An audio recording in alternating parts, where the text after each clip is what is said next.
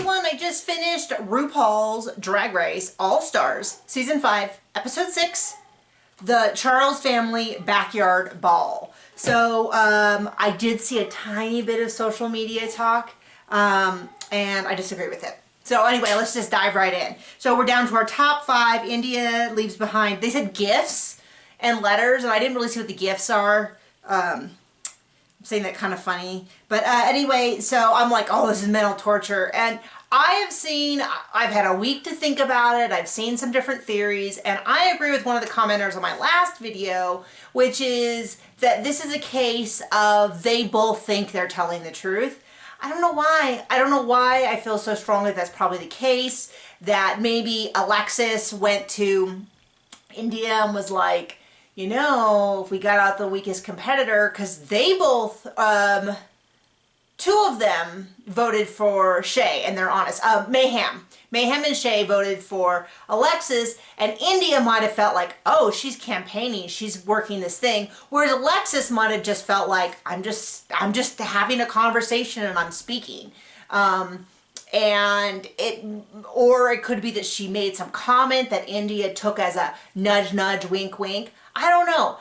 It just didn't feel like, this is kind of a weird episode. We're talking about the top 5 of an all-star season. It's expected that they all are awesome. This is not, these are all people we've seen before. I personally felt like Alexis was on the way out the door. We hit the Snatch game. She did an excellent job. There's no denying that she's an excellent job. And I think that flirted her for a little bit, and then just going out. And people are like, her drag is amazing. She's really funny. I agree with all that. She is funny. I didn't think she was funny this episode, but she is normally funny.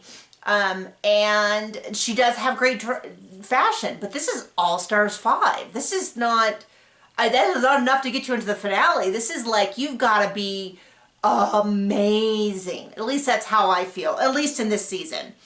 So Shay's talking about Shay's dad and older sister, of course, crying, and I'm crying for them. And then Jujubee's talking about sober living, and I feel like I don't know whether it's a bigger growing conversation, and that's why we saw more of it in this season, and why we saw more of it. I feel like it came up in, came up in this season multiple times, but it also came up on Canada, and I don't know whether that is, and it's a wonderful sign. If this is occurring and these conversations are happening more often, that is a very healthy sign, because drugs and alcohol, I'm not saying that they're always a bad thing, but they can be a pretty lousy coping mechanism, and they can definitely be abused. And I think, now admittedly, we've had this conversation multiple times, and Jujubee has been at the forefront of several of these conversations, but I appreciate the honesty, and I appreciate the truth that when you modify your life to cut out toxic people, which is always kind of flippantly said, I don't think enough is talked about the fact that there are some major repercussions, and a lot of times people don't want to spend time with you anymore. People are like, why can't you just have a single drink? You didn't have a problem. And nobody can say whether or not it's a problem except for you. You, that individual, you can be drinking less than all of your friends and it having an unhealthy response. You don't like the things you're saying. You don't like how it makes you feel either during or after. I always want everyone to be their best, and some people aren't their best with drugs and alcohol. And she was so honest about the fact that she has to get kind of like new friends because of this experience. So, I mean, that section of the show where RuPaul was going around and talking to them, like, you could say it was kind of Emmy bait, because, you know, RuPaul's crying and everything. But I could have a whole show of just that. For me, that would be enough. Right there. Okay, then we saw Blair, and I forgot Blair was there. Blair is beautiful. Blair has great clothing. But like I said, it's an all-star season. And that's, so one of the things that has really changed my view on All-Stars was listening to Trixie and Katya have an episode of, where they discuss All-Stars. And Trixie's like, it's just like the regular season, except everyone's famous, gorgeous, has great outfits, and it's just brutal right from the beginning. And that is such a great, I would go watch that episode where she talks about All-Stars. because that is exactly what it is. So I kind of feel like, for me, Blair is beautiful and has great outfits, and that's, for me, that's not enough to win an All-Star season. Sorry, I'm sorry, Blair. And so I forgot Blair was there. And then I kind of feel like this is a little bit of you will reap what you sow, because Alexis held on to, Cracker made a comment about angina in the very first season, and Alexis kind of harped on it for like 2 or 3 episodes. And now she's like, I don't know how long these gals are going to hold on to this grudge. First of all, it's 24 hours later, so it's not exactly that long. Secondly, it didn't seem to me that anybody was really holding on to a grudge. They were cracking jokes, and I get why Alexis was kind of upset and nervous, because I will say that there is nothing more frustrating than being accused of something that you did not do, and you can be very sensitive about it. But maybe Alexis should have been a little bit nicer when she was like just ripping into Cracker over and over and over again. I'm just saying. So, oops, sorry. I have a friend coming over for a socially distanced event. So don't you worry. I'm going to coach archery from a safe distance and BYO hand sanitizer. Anyway, so I guess, and I didn't quite get this when they did the judge. They have all these picnic items. They have a prepared outfit, and they're going to do a little voiceover that's like, who are they at this family picnic, and sort of create this character. And for me, I thought Cracker's was really funny. I thought Jujubee's was hysterical. I thought Blair's was, I said good but not great. Shay, I loved the throwback, but that was about it. And then Alexis is not as strong. That was what my initial thing was. And then Cracker had an outfit, and my comment was, where are the boobs? I know. And then Jujubee, I wrote, that is a real outfit! Exclamation point, exclamation point, exclamation point. And I said, it reminded me of Manila, because I think of Manila as the standard for camp gorgeous, where you go, how can it be that beautiful and inherently that funny? And that's what I thought. I thought Jujubee's outfit was flawless. Now, I have said I've really, just fangirled all over Jujubee in the past, but this is, I think I'm reasonably good at separating them. So I thought Cracker was very strong. I was really excited for Shay's, and I didn't think it was as strong. And then Blair kept going on about high fashion, and I was like, okay, it's kind of like stuff stuck to a leotard. I guess it's high fashion, in that high fashion's normally not very wearable, but I was a little bit, and then Alexis's was cute, but nothing about it said backyard. And I agreed with what Carson said, which is like, it's cool that she made a mermaid out of that kiddie pool, but to me it very much looked like a kiddie pool. I mean, I didn't know it was a kiddie pool. I thought maybe it was a hula hoop, but it very much had that shape. It wasn't like, oh my gosh, but I did love the solo cups. So, so that Miss Cracker was the winner. I would have given it to Jujubee by a hair, because I thought her outfit was a little bit better. They talked about the seam being funny, but to me, I go, if you don't give them material to line their clothing, then the seam's gonna be, I didn't think it was that puckered. When she turned sideways, you could see the seam, but I felt like the only way to really get rid of that was to provide material to line the inside. So I felt like that was a really persnickety thing that was based on the materials they were given. Whereas I felt like Cracker's, it didn't fit through the bosom, and when she moved, it kind of went wah, wah, wah, wah, wah, wah, because it was a very stiff material. So I would have given it to Jujubee by a hair, but I'm not okay. I don't have a problem with Cracker. I did see some Facebook stuff that was like, oh, their favoritism is showing. I mean, I feel like it's really splitting hairs. I think she deserved to be in the top. Now, the reason it's a problem is because they're doing this whole, if you're not in the top, you're in the bottom, which means that second place is first loser. Literally, you're still, a loser. But I would have given it to Jujubee. I saw a lot of people saying that Shay deserved it. I just didn't. I just didn't see, it just didn't scream backyard, and she was a bride. And I think one of the things is Shay's gone a lot of times with these pussycat wigs and then done a hair piece over it that completely hides the hair.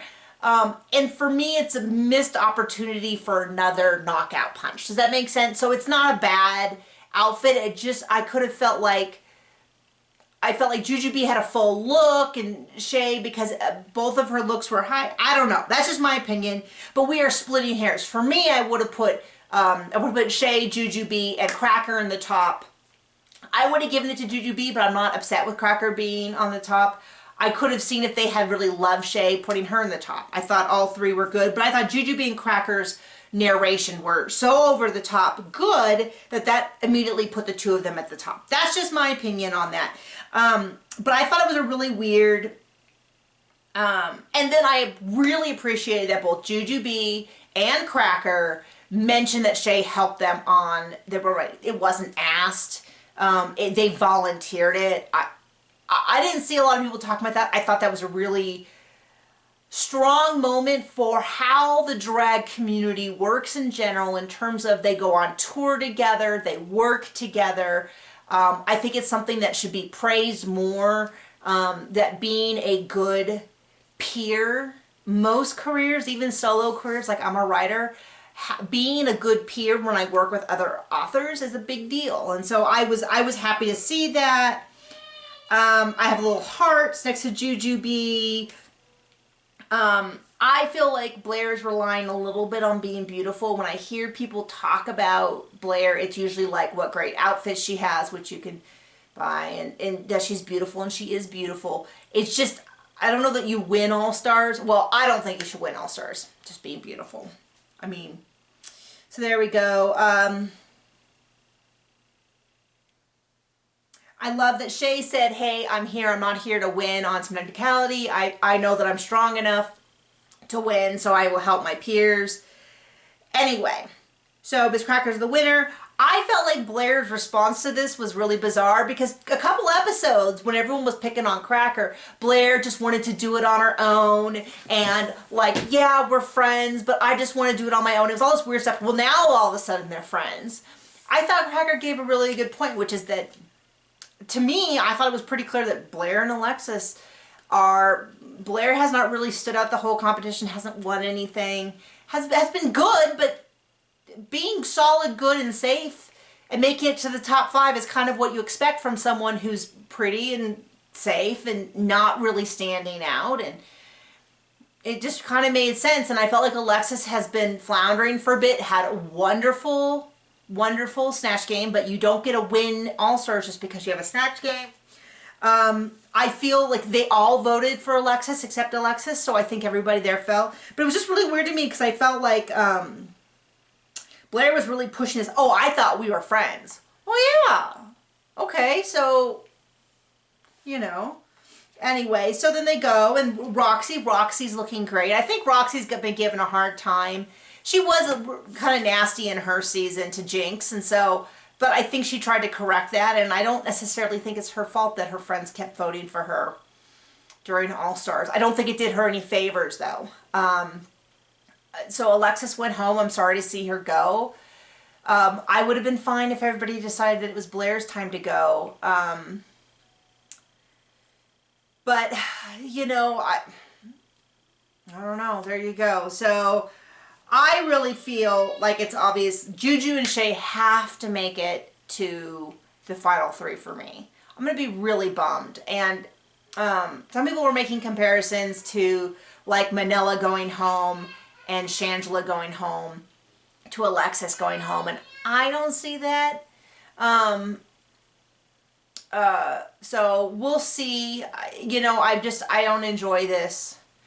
I don't enjoy this anyone can go home feeling. I guess if I want to watch Drag Race, I mean, we might as well just go all the way and call it Drag Race Survivor and just have a bunch of queens and have, you know, immunity challenges that have nothing to do with anything, and then send home the best of the worst or whatever. I mean, you might as well do that at some point. I want to see the queens who are consistently performing and putting their best foot forward. But I will say that no matter who wins this, that I really hope that this is the adrenaline shot that just, I want to see Juju everywhere. I want to see Shea everywhere. I want to see them have their own YouTube channel. Personally, I'm going to pitch the idea that Juju and Shea should be undercover high fashion detectives that go to different places and solve crimes together. That is my pitch. So I will pitch that. I think they are hilarious. They are wonderful scene mates. And I will watch anyone solve mysteries. And so they could be drag queens, supermodel, amateur detectives that solve crimes. That's my pitch. So that's what I want to watch. So Netflix, get on it. Otherwise, tell me, who do you think? I'm not watching the spoilers, so if you want to put a spoiler in, just don't tell me it's a spoiler. Say this is my opinion. I hope it's this. But it's tough. It's tough because I feel like Juju and Shea both have proven that they are a winner of an all-star season. And the fact that there has to only be one, I'm bummed that we can't do it. I mean, maybe they will. Maybe RuPaul will go ahead and give them both, and I would be thrilled because I feel like they both are so outstanding that I want them both to win. And I do love Cracker. I've kind of been glossing over Cracker. I just feel like Juju and Shea have been so strong this season. So, bye.